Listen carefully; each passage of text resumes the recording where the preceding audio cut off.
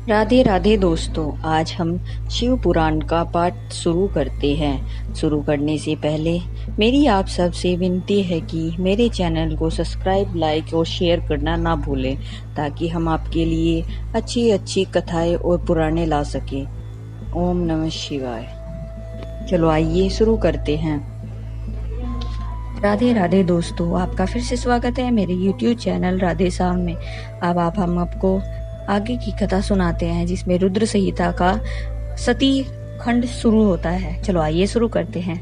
नारद जी के प्रश्न और ब्रह्मा जी के द्वारा उनका उत्तर। सदाशिव से त्रिवेदों की उत्पत्ति और ब्रह्मा जी से देवता आदि की सृष्टि के पश्चात एक नारी और एक पुरुष का प्रकट। नारद जी बोले, महाभाग महाप्रदो विधाते, आपके मुखारविंदों से मंगल कारिणी शंभु कथा सुनते सुनते मेरा जी नहीं भर रहा है। अतः भगवान शिव का सारा सुख चरित्र मुझसे कहिए। संपूर्ण विश्व की सृष्टि करने वाले ब्रह्मदेव और मैं सती की कीर्ति से युक्त शिव का दिव्य चरित्र सुनना चाहता हूँ। शोभाशालिनी सती किस प्रकार दक्ष पत्नी के गर्भ से उत्पन्न हुई, महादेवी ने विवाह का विचार कैसे किया, पूर्व काल में दक्ष के प्रति रोष होने के कारण सती ने अपने शरीर का त्याग कैसे किया, चेतनाकाश को प्राप्त होकर वे फिर हिमालय की कन्या कैसी हुई, पार्वती ने किस प्रकार उग्र तपस्या की और कैसे उनका विवाह हुआ, कामदेव का नाश करने वाले भगवान शंकर के आधे शरीर में वे किस प्रकार स्थान पा सकी। महामते, इन सब बातों को आप विस्तार पूर्वक कहिए। आपके सामने दूसरा कोई संशय का निवारण करने वाला न है न होगा। ब्रह्मा जी ने कहा, मुने देवी सती और भगवान शिव का शुभ यश परम पावन, दिव्य और गोपनीय से भी अत्यंत गोपनीय है। तुम वह सब मुझसे सुनो।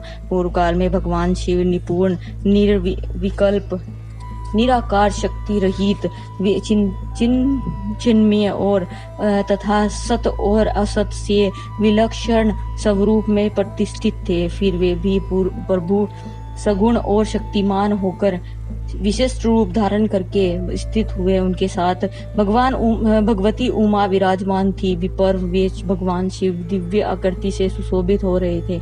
उनके मन में कोई विकार नहीं था। वे अपने प्राप्त रूप में प्रतिष्ठित थे। मुनि श्रेष्ठ, उनके बाएं अंग से भगवान विष्णु, दाएं अंग से ब्रह्मा और मध्य अंग अर्थात हृदय से रुद्रदेव प्रकट हुए। में ब्रह्मा सृष्टि करता हुआ भगवान विष्णु जगत का पालन करने लगे और स्वयं रुद्र ने संहार का कार्य संभाला। इस प्रकार भगवान सदाशिव स्वयं ही 3 रूप धारण करके स्थित हुए।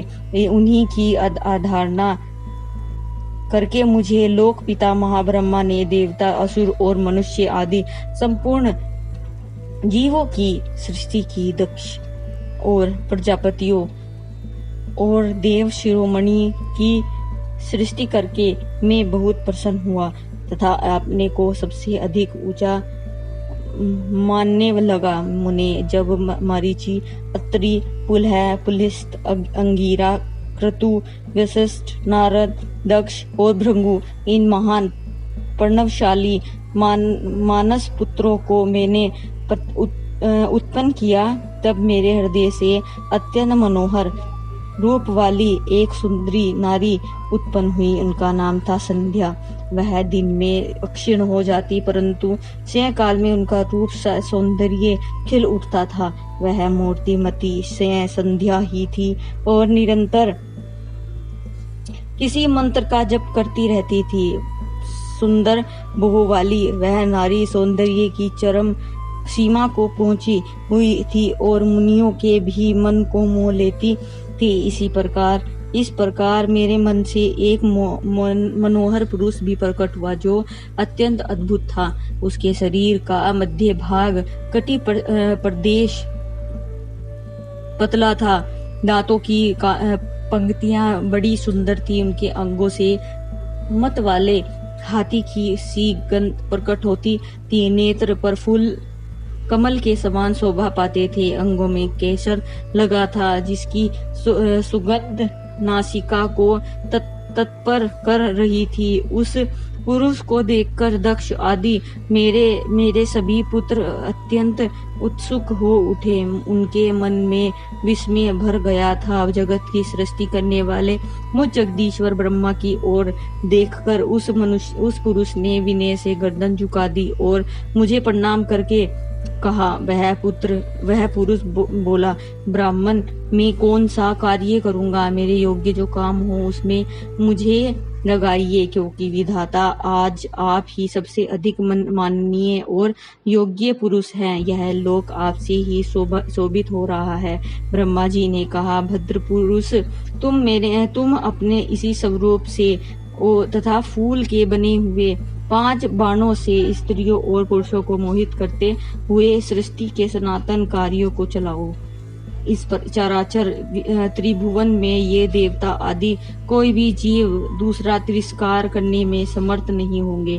तुम छिपे रूप से प्राणियों के हृदय में प्रवेश करके सदा स्वयं उनके सुख का हेतु बनकर सृष्टि का सनातन कार्य चालू रखो। समस्त प्राणियों का जो मन है वह तुम्हारे पुष्प में बाण का सदा अनायास ही अद्भुत लक्ष्य बन जाएगा और तुम निरंतर उन्हें मतमंद किए रहोगे। यह मैंने तुम्हारा कार्य बताया है, जो सृष्टि का प्रवर्तक होगा और तुम्हारे ठीक ठीक नाम क्या होंगे, इस बात को मेरे ये पुत्र बताएंगे। सुश्रेष्ठ, ऐसा कहकर अपने पुत्र के मुख की ओर दृष्टिपात करके मैं क्षण भर के लिए अपने कमल में आसन पर चुपचाप बैठ गया। आज की कथा में समाप्त करते हैं। आगे की कथा हम कल सुनाएंगे, जिसमें कामदेव नामों का निर्वेदन अथवा रति के साथ विवाह तथा कुमारी संध्या का चरित्र, विशिष्ट मुनि का चंद्रभाग पर्वत पर उसको तपस्या की विधि बताना। कल हम आपको ये कथा सुनाएंगे। आज की कथा में समाप्त करते हैं। ओम नमः शिवाय। अगर आपको मेरी वीडियो अच्छी लगी तो बेल आइकन दबाना ना भूलें, ताकि आपको मेरे आने वाली वीडियोस का नोटिफिकेशन मिलता रहे। धन्यवाद। ओम नमः शिवाय।